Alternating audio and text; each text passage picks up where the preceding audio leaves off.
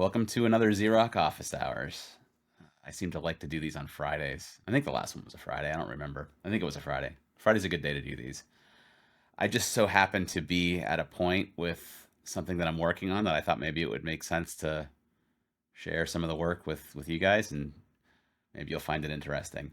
I'm not really going to talk about too much about what Zrok is or what it does or any of that sort of stuff in this video. I'm not. I would assume that you probably either already know what it is, or if you found this somewhere else, that I've hopefully posted something about what it is and what it does, and you have enough of a clue to sort of understand what we're doing here. If not, if you're just a Go developer or a developer in general and you like to watch other people work, then hopefully you'll find this enjoyable.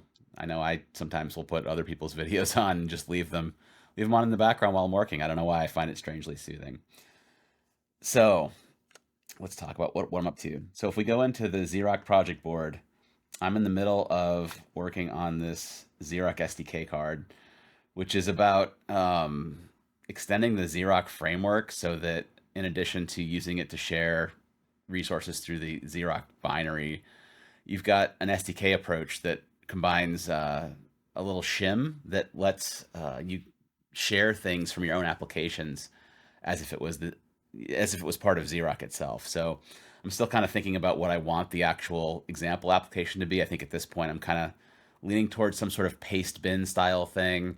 Hopefully something that's simple enough to illustrate how the SDK works and why you might want to use it, but not so complicated that it's easy to follow along. And hopefully, like that, some sort of secure paste bin thing might be a good example of peer-to-peer security and some of the other interesting properties of Zrok.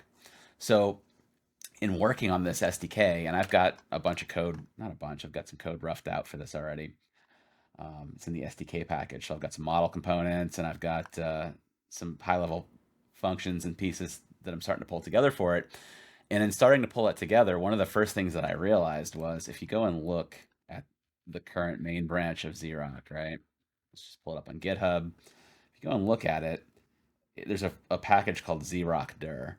And zrokdir is it's the initial attempt at managing the on disk in your local account the environment details. So when you enable a Zrok environment and it stores the ZD identities and the shared token, your secret token, and some of that sort of stuff, this package is what manages that.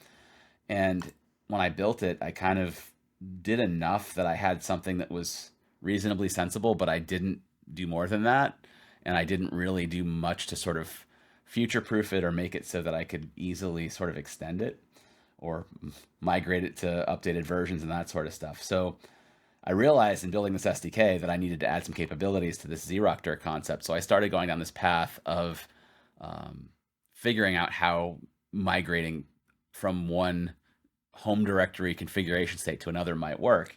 And I'm literally at the point now where I'm about to build some of the migration infrastructure. So I thought maybe that would be something that people might be interested in. So I figured I'd do an office hours.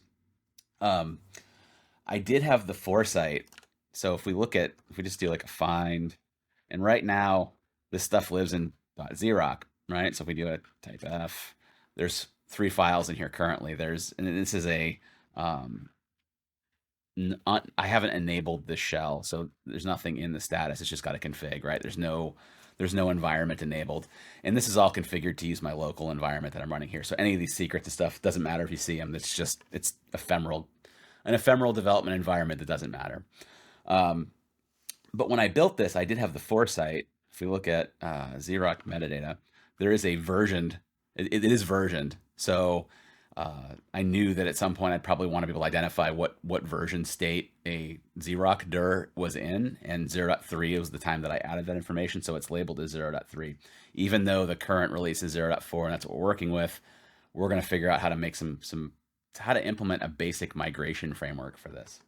So what I ended up doing, if we go back to GitHub and this zrokdir package, a lot of this stuff was a little bit kind of built piecemeal, didn't really have a ton of coherent thought put together. I kind of built what I needed and shaped it a little bit, but I knew that I'd have to come back to it at some point and make a change. Also, as a side note, I know that the home directory zrok is not the current convention for managing configuration state. There's that new XDG spec. So before anyone comments on it, there is an issue in zrok, and one of the other developers, Cam, already there's a PR for this already, but it's going to end up having to get redone.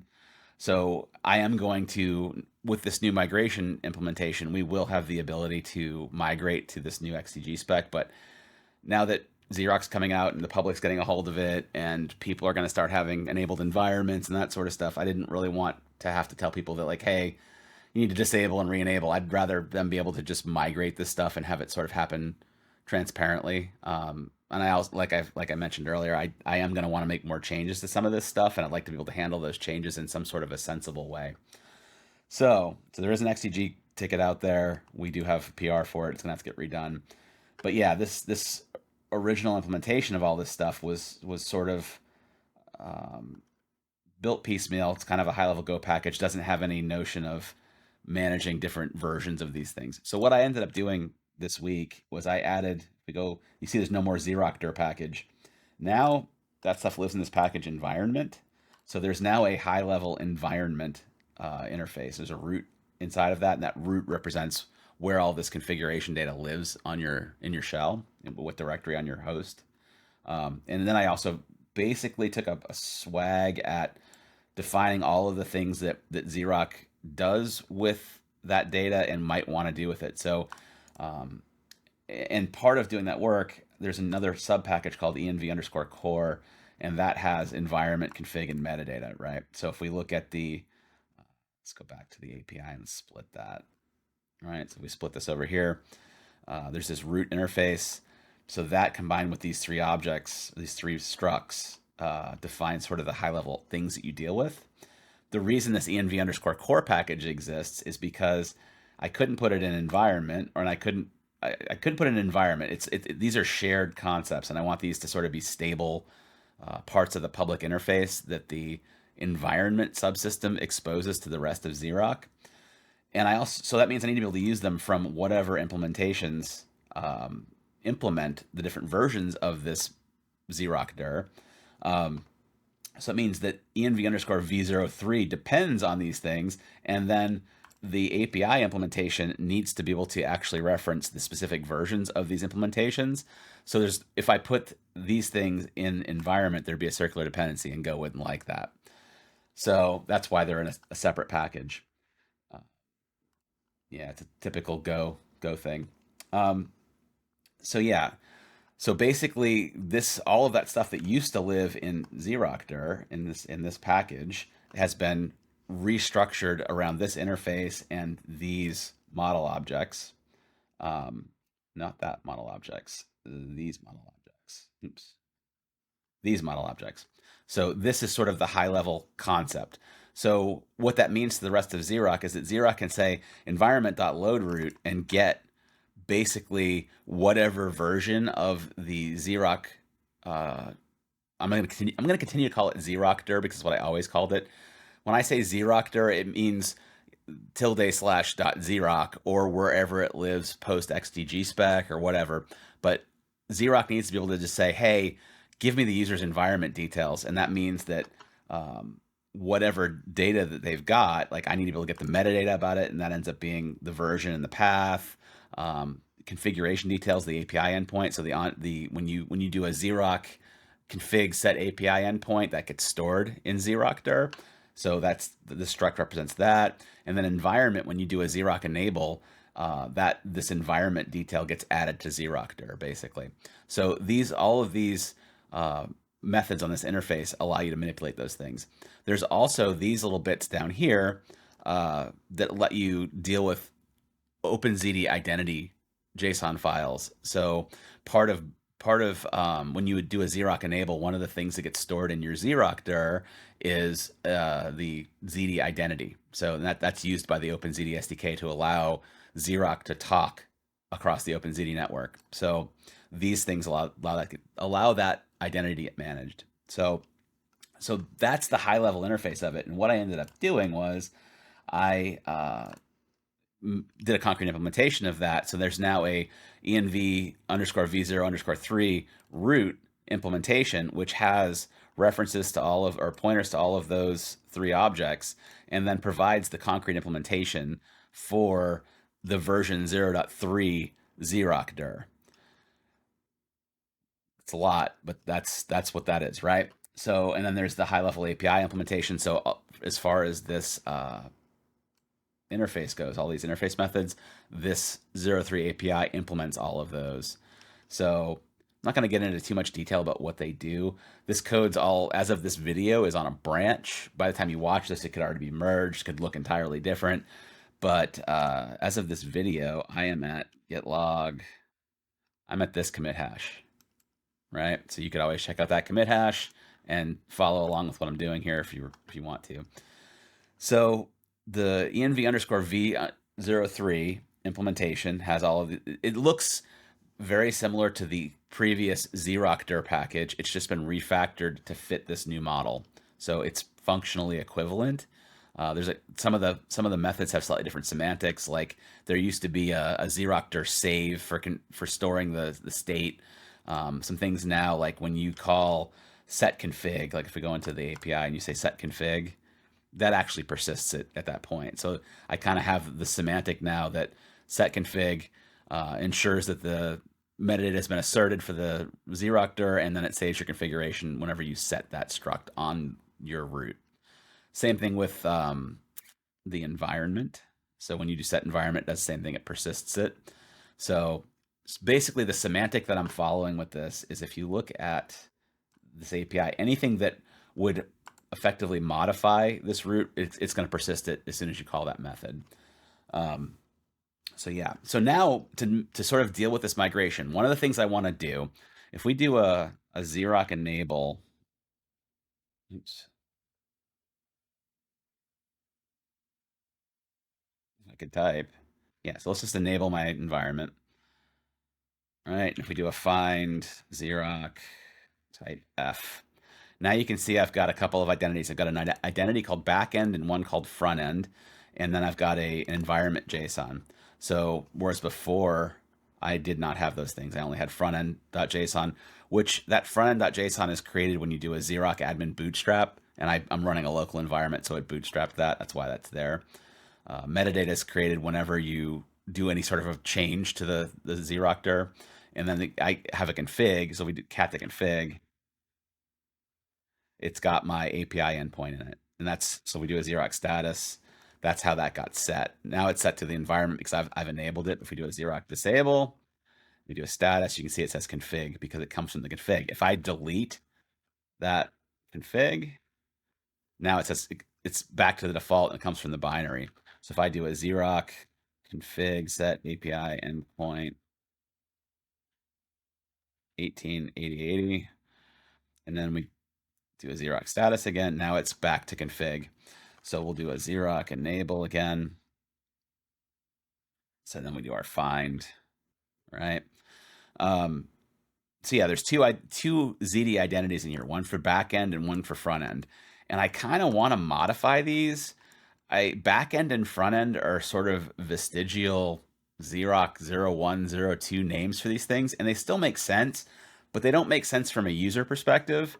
And now that we're adding an SDK to zrok, we need to start thinking about like making sure that these things make good sense from a coding usability point of view. And I don't think backend and front end are concepts that people thinking about zrok are going to have front of mind. What they're going to think of is backend. I really want to call that share.json because that's what it is. When you do a zrok share, it uses this identity. And then I want this one to be called access.json because when you do a zrok access or run an access public, it uses this front end. This front end.json uses that identity. So basically what I want to do is I want to take this entire package, right? And I think I can just copy that. No, maybe not. We'll do, can I duplicate that? Let's see. This is a copy directory. I want to call it 0.4, right? Let's call it 0.43 because it's that, let's just call it 0.4. I might want to be more specific because as of this video, the next zrok version will be 0.4.3. but let's just call it 04 now, and maybe we'll get more specific if we have more changes in 04, which we probably will, but that's a problem for future me. So let's go ahead and copy that. All right, yes, copy all those files, sure. And I would assume that it probably renamed the package for me. No, it did not. So we're going to call it 0. I bet we can do this. And I'm on the right one. Yeah. Okay. So now we've got env04. So the difference between 03 and 04 is that I want to rename those files, those two ZD identities. I want them to be referred to as something different in the 04 version of the environment.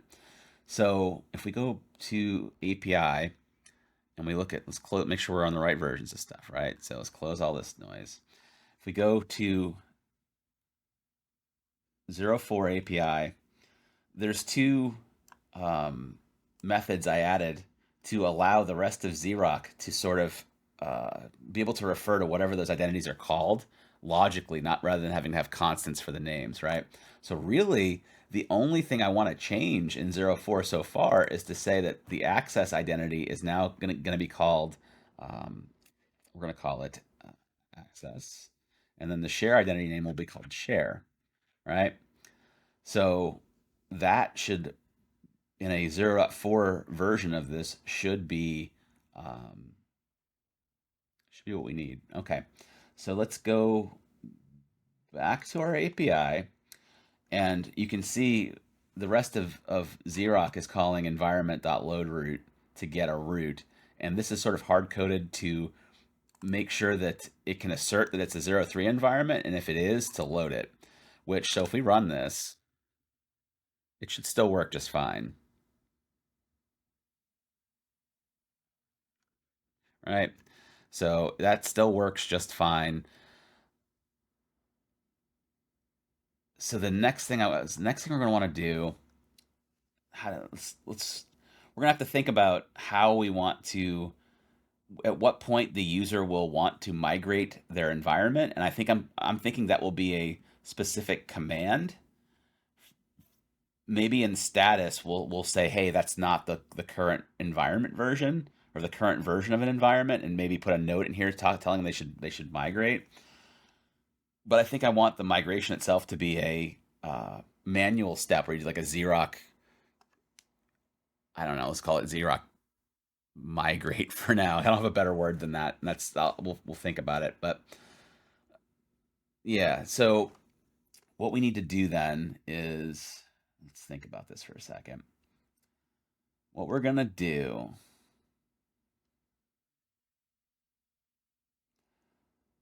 let's go ahead and see if let's talk about. We need to know that this isn't the latest version, right? So let's talk about changing this model, the metadata, and you know what? We can do it right in the API. So what I want to do is I want a way to know if the loaded root that came out of this load root, this root interface, is the latest or not, right? So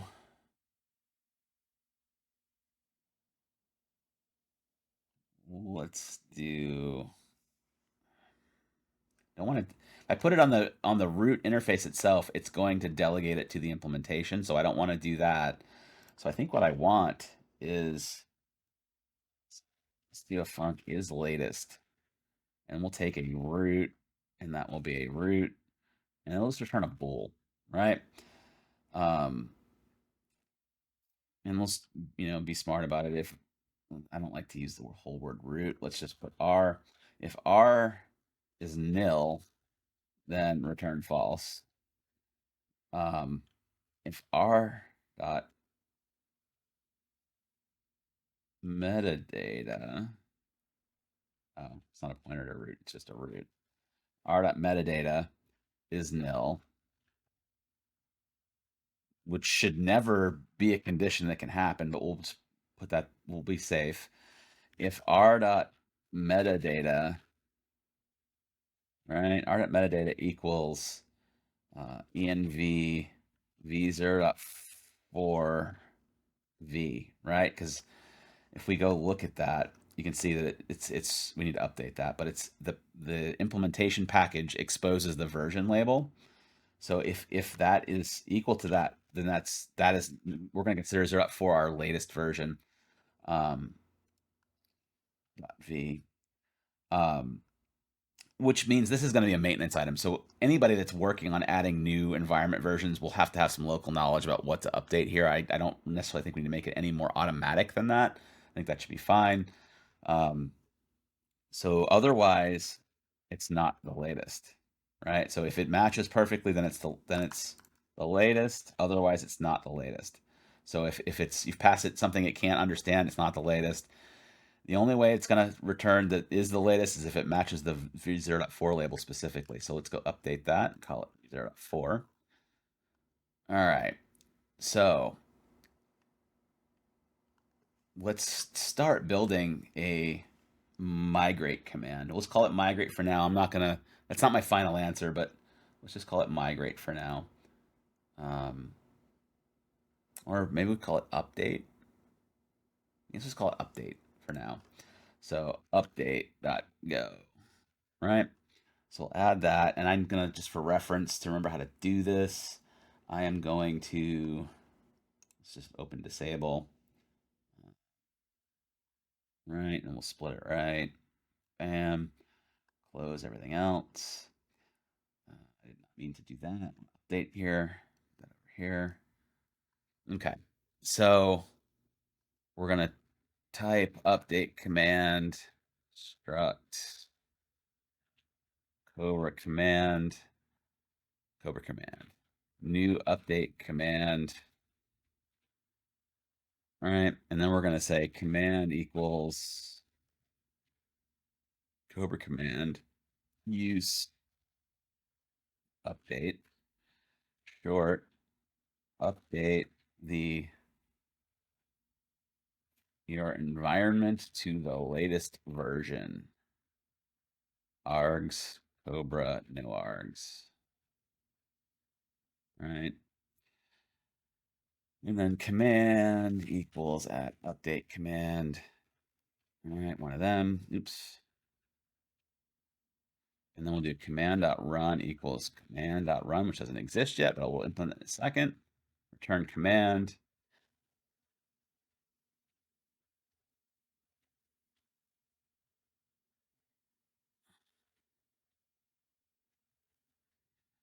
And then we'll add our init up here to bind that into the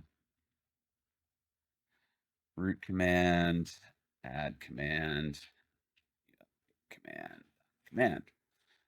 All right. That will bind it into our Cobra command line argument, our command line parser. And now all we got to do is fill in our implementation. So what we're going to do with update, the first thing we're going to want to do is load the environment. Environment.load root. And load root is set up to if the environment has been written to and is established, it will return valid metadata. And if it hasn't been, it will default to whatever the latest implementation is. So that should always do what we want this to do.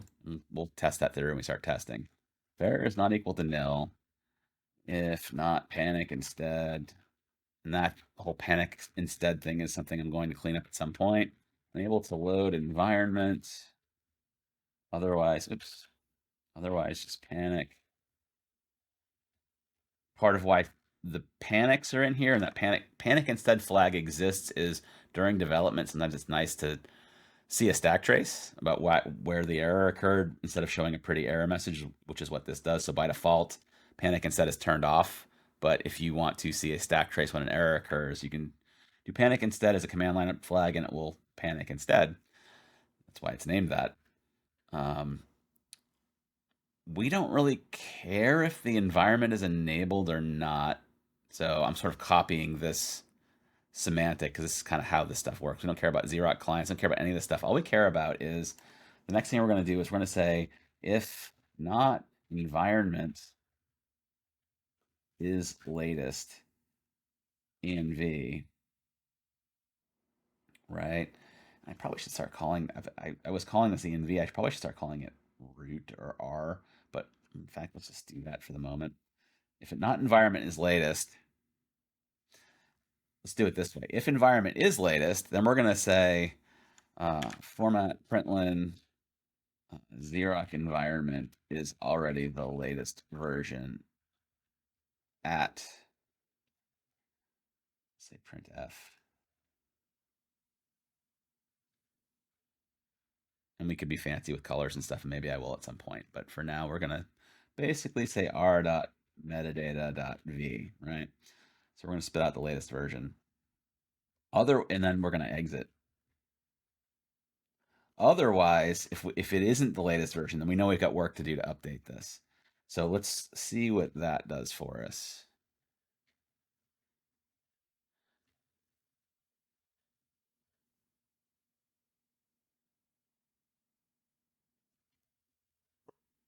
It didn't do anything. Why did it not do anything? Updates there. Oh, because it's not the latest, and I didn't do anything with it. So, so that what that's saying is, if we hacked metadata and we change this to 4, right, and we do a zrok update, it will complain, right? Unable to oh yeah, well that also makes sense. Yeah, that makes sense. I shouldn't monkey with this. I should follow my own framework, right?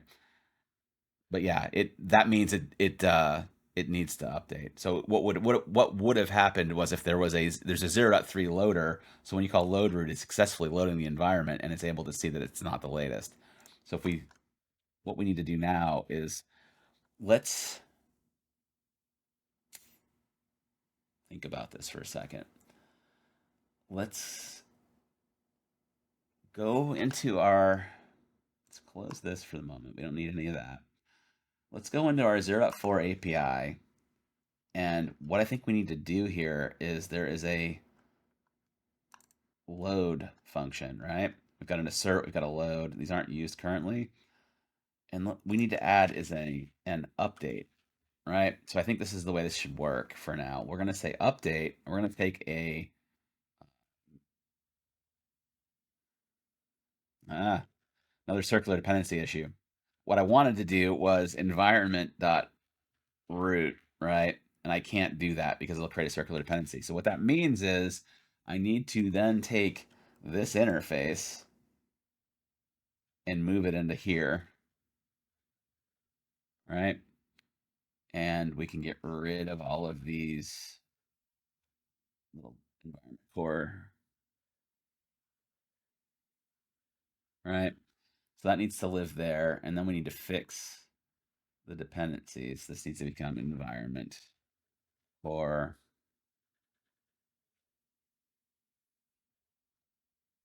right? Fix that, fix that, fix that, and that.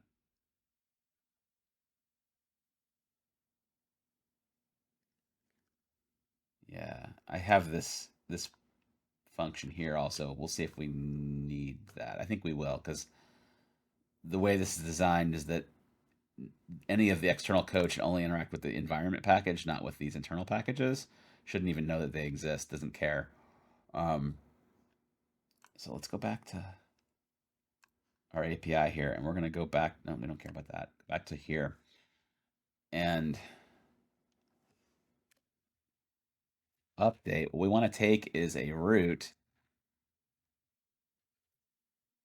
and return a new root that's updated, right? So this is basically going to be run our migration. So it's going to take your old out of date root, update it on disk, do whatever it needs to do to implement the change, and then it's going to return you a new root. So in our case, we can use local knowledge. So first thing we're going to want to do here is we're going to make sure that if r is nil, then return nil errors. F nil root for now, right? Um, and let's just be compact for the moment. Or our metadata is nil, right? Um, and what we want, so this migration code is only going to work from the previous version. So if we end up in the future with multiple of these, they're all going to have to chain together basically. So, which is fine. We'll deal with that later. But for now, what we're going to do is we're going to say if r.metadata.version is not equal to, I'm assuming I can take a dependency on 0.3 without any trouble, because 0.3 doesn't depend on 0.4, which it never should, so there should never be a circular dependency there. So I can do that. If the version passed in doesn't match 0.3, which is what we're expecting, then we're going to return an error. Expecting version, right? Expecting that version. But otherwise, we've got a version 0.4 metadata. So what we should be able to do to make this work is all we need to do, and we can use local knowledge because we know in this, we're in the 0.4 package, so we know what um, what the delta is. So we can say happy return our nil, right? So we're returning a root, and we're going to in place update it. So what we need to do is we need to rename those two ZD identities. And we already, what's the easiest way to do that? So let's open up our API. We know a lot about this environment already. So we already know the paths and all that sort of stuff, right? So what we're going to do is we need to find out if they exist first. And if they exist, then we need to rename them. So let's do this. Let's do,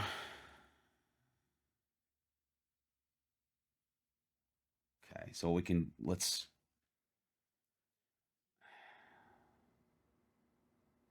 all we need to do is if, let's find out if it exists. So we need to stat files first. So we'll start with the, I don't know, the access identity, which is called front end. Error equals OS stat. And then we want to say, we know this is a 0.3 version, so we want to say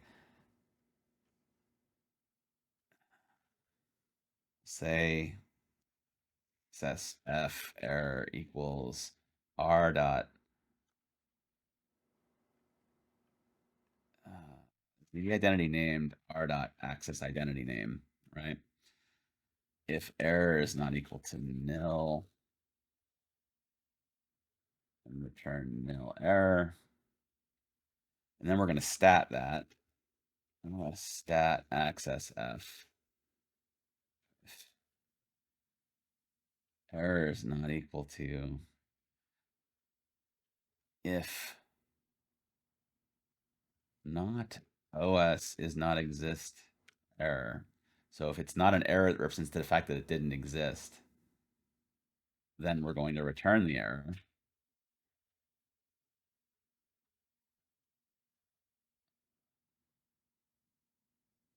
If OS is not exist error. Let's do this a different way. Let's say if the file doesn't exist, we don't need to do anything. If it's not, okay, so if it's not a not exist error, if error is not equal to nil, then return nil error. Otherwise, we know the file doesn't exist and it didn't have an error. Right? Yeah. It's been a long week. If OS not exist error, right? So if it's not a, the file doesn't exist.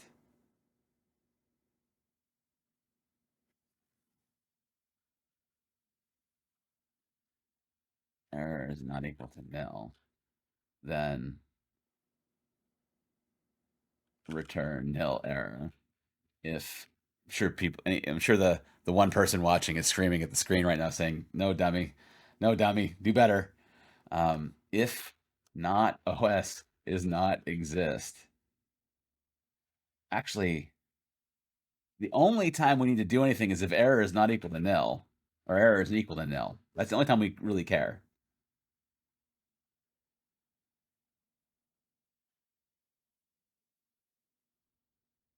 So error is not equal to nil.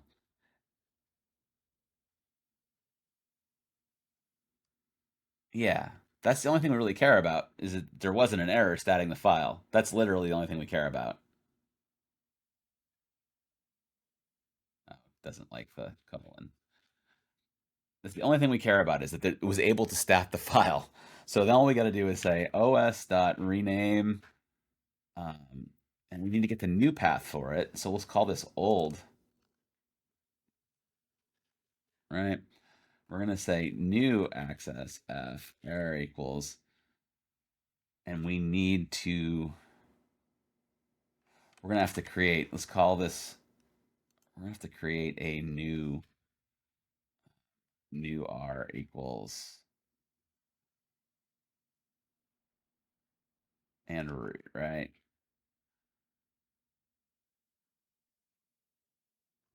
And let's do this. Let's copy. The reason we need to make a new instance is because we need the new implementation. So we need the new methods and things. So we're going to copy the metadata.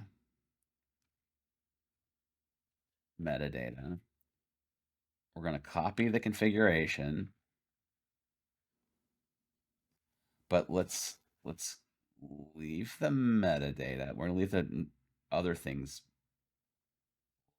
because I want to call no. We're not changing any of that stuff, so we can just set it. I was thinking that I might need to persist these things, but I don't need to because we're not changing any of that. So we can just say config r.config env r.env. So whatever those are set to in the old version are fine. All we're doing is renaming those two identities. So there's our new root. So now we can say new r dot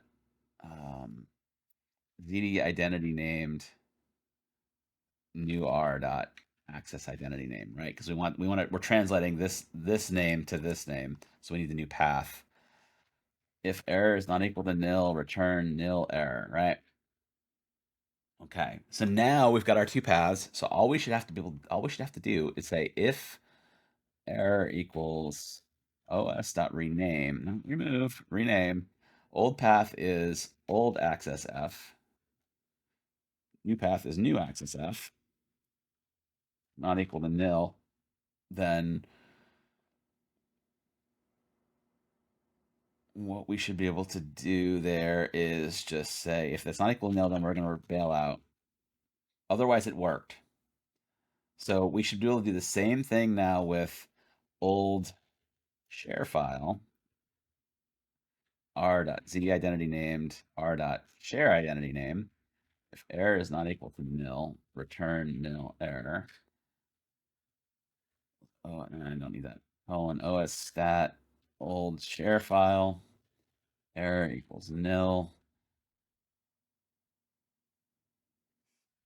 And actually, we need to check the condition here. Else, if not OS is not exist error, then we need to return nil error.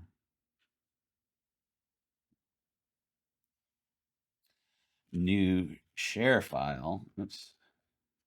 Why? Oh, why is that complaining? That's why. Um, new share file error equals new r dot zd identity named new r dot share identity name. Error is not equal to nil.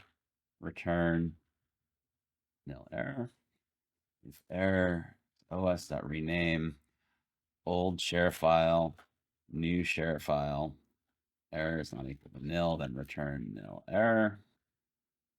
And that's done. And you know what? What I want to do is say format println,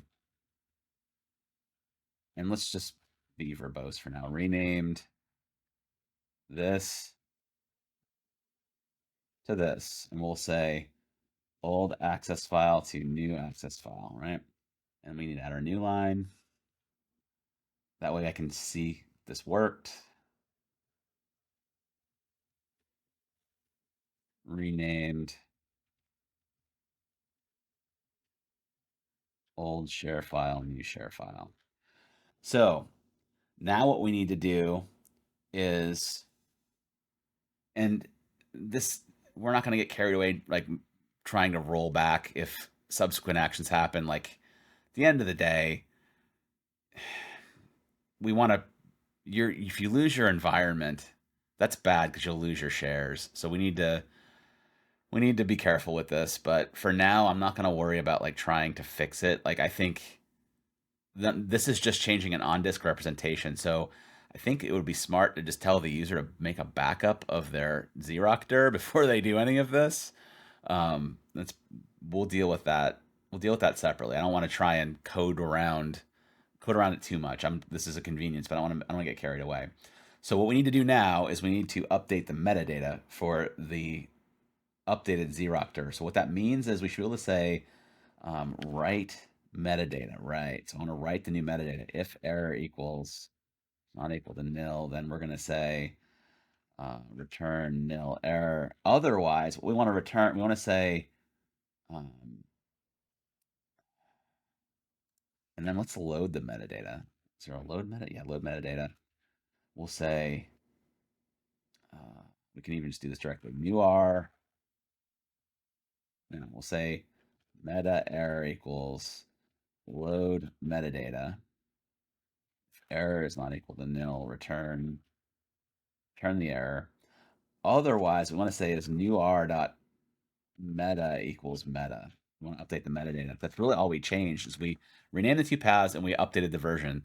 So we then return new r, right? And now we've done our migration. So there's the 0.4 migration. This is 0.4 package, right? Yep. There's a 0.4 migration. So what that means is we should be able to come over here and say update root. And this should be written so that this can be written so assuming that I can pass whatever the version is. So I should be able to do this. I should be able to say if error equals env v04 update r not equal to nil, then we're going to return nil errors dot wrap error unable to update environment for now. We'll see how that plays out. And why is that complaining? Oh, it's returning two parameters. We don't care about the new root. Actually, we do care about it. We want to return it. So we want to say, I want to break this out. We don't want to do it this way. Oops. All right. Nope. New r error equals v04 update r. If error is not equal to nil, then return nil errors wrap. I'm able to update environment. Otherwise, we want to return new r and nil, right? And this, if we go back to our update command, is what we're going to call here. We're going to say environment.update root r. And then we're going to say new r error, right? If error is not equal to nil, then we're going to say if not, panic instead. To a error to update environment. And I might not have needed that wrap previously, but we'll figure that out. Otherwise, panic. And finally, format.printf environment updated to r.metadata.v. That should do the trick. We'll see if it does. What did I do? Update. Oh, new R. All right.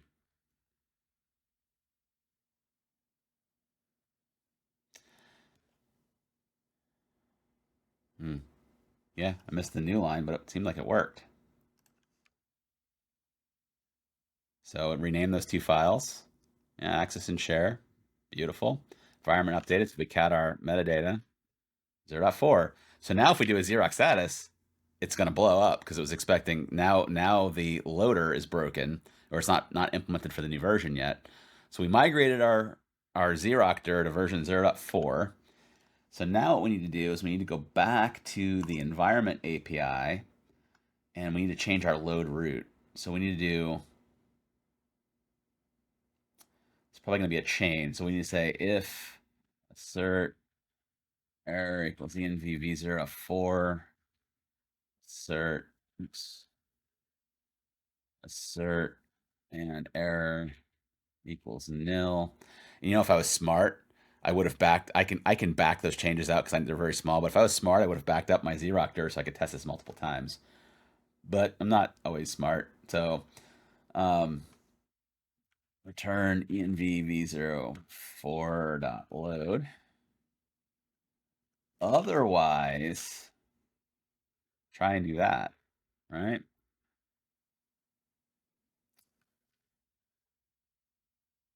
And that should get us working.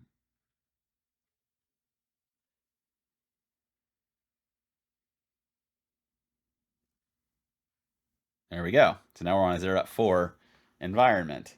So, in fact, let's test this now. So if we go back to, let's just go into zrok and we'll say, all right, edit our metadata and go back to 3.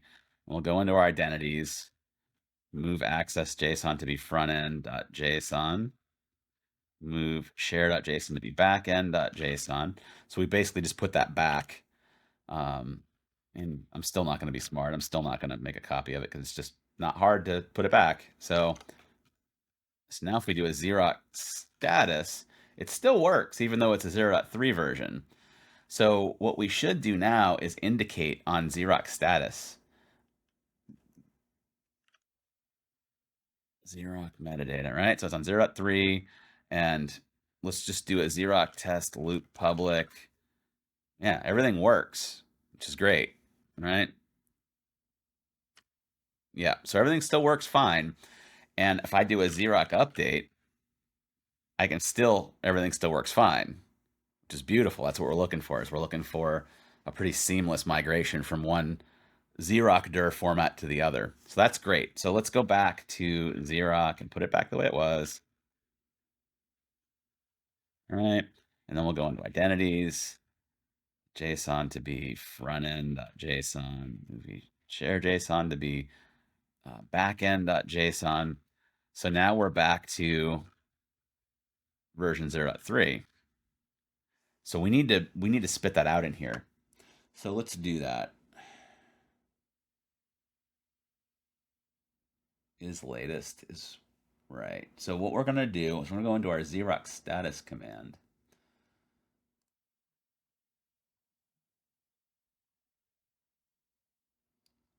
And this uses some TUI stuff, so it's a little weird to look at, but uses some tables and things. But what we're gonna want to do is load the root, and then we're gonna want to say right here, let's say um,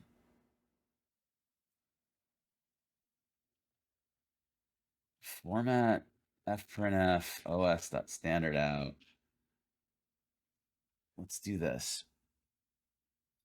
If environment is latest, env, and we're gonna say if not latest. So whenever you don't have the latest version of the environment, we're gonna say equals format.fprintf os.standard out.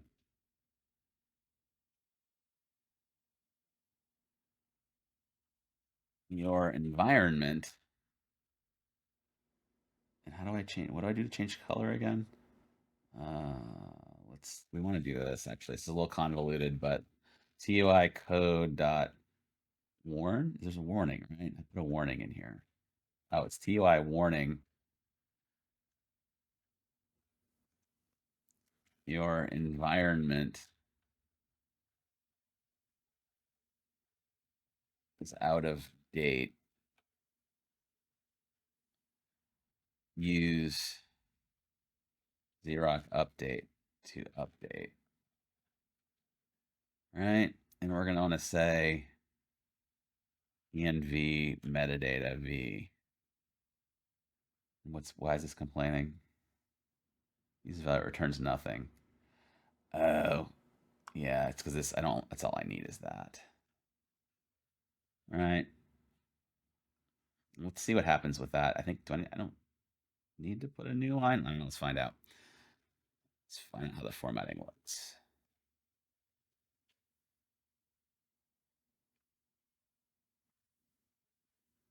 Warning. We don't want that there. Yeah. Oops. That's fairly hideous. But it works. It's just hideous. So let's figure out how to make it less hideous. It looks like the new lines were. No, we need an extra new line and stuff too. So let's do this. Let's do TUI warning. Yeah. And then we're gonna say, let's just do this differently. Warning, format sprintf.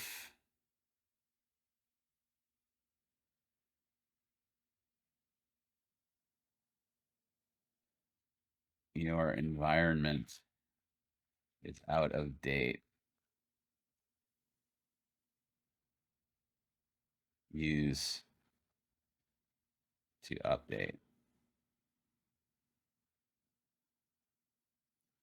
And then we're going to put the version in there, env metadata v. And then what we want to put in is a TUI code render zrok update, right? That should be what we want. We want a new line.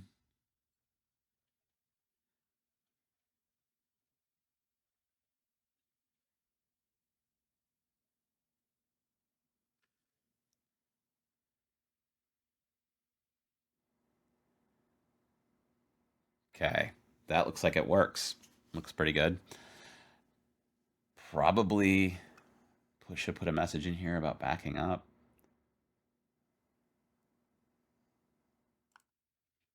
Make a backup first.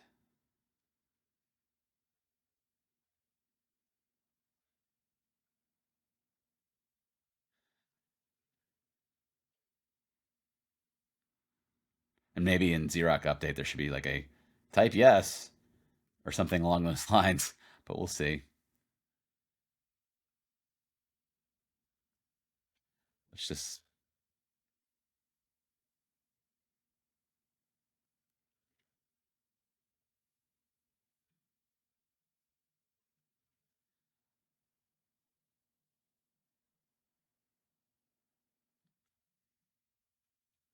maybe part of the migration should be to make a backup.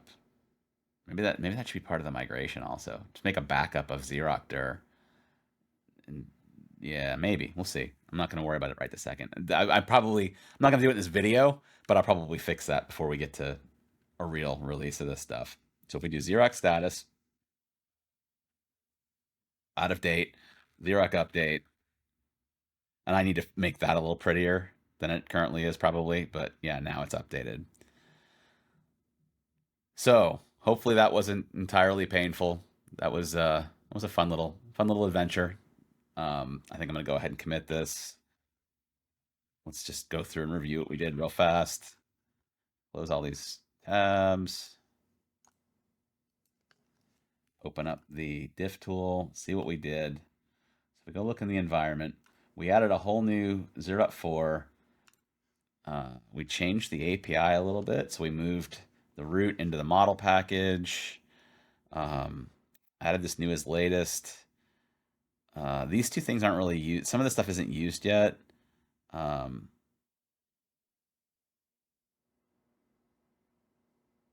why is this not used? What are the update? Oh, because I put it on the environment.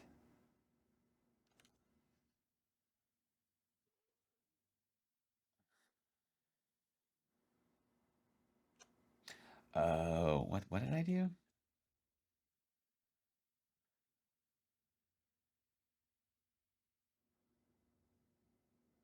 Yeah, we can just get rid of it. That's just noise. And that's why I like to diff my commits before I make them, just to make sure I didn't leave some stupidity in there. Update root. Let's move this down so that it is grouped with this here. What did I do? move this so that it lives down here with update root. Okay, because this stuff is all sort of concerned with. I'm thinking that it might be nice to. I probably don't need this stuff, but yeah, in fact, you know what? Let's just whack that for now. We don't need any of that stuff. Let's just keep it simple. We don't need any of that noise. So let's go back to our commit. Our status command now shows a warning when there's an out of date root. Or, yep. Update is now implemented. It's pretty straightforward. It's just calling the environment packages. If it's the latest, it updates it. Otherwise, it doesn't. And then we've moved the root into the core package. We've added a 0.4 version, which really the only material differences are the metadata version and the fact that it names the ZD identities differently. And it includes a migration, that update. If we go to root here, it includes this update method. Yeah. Yep. Yep. I think that's the ticket. All right. So let's go ahead and implemented migration, implemented naive migration from environment v0.3 to v0.4 and hit the issue. 369 is this issue, environment migration. So I always like to tag the issue on my commits. So we'll do that, and then we will make sure we're on the right branch, which we are, push it. And that is a naive implementation of environment migration. So I'll keep making these videos. They're kind of fun, kind of. So, and like I said, I enjoy these kinds of things, and maybe you will too. Maybe you won't. Maybe you won't watch it. But anyways, there's some work on Zrok, and hope to catch you guys next time.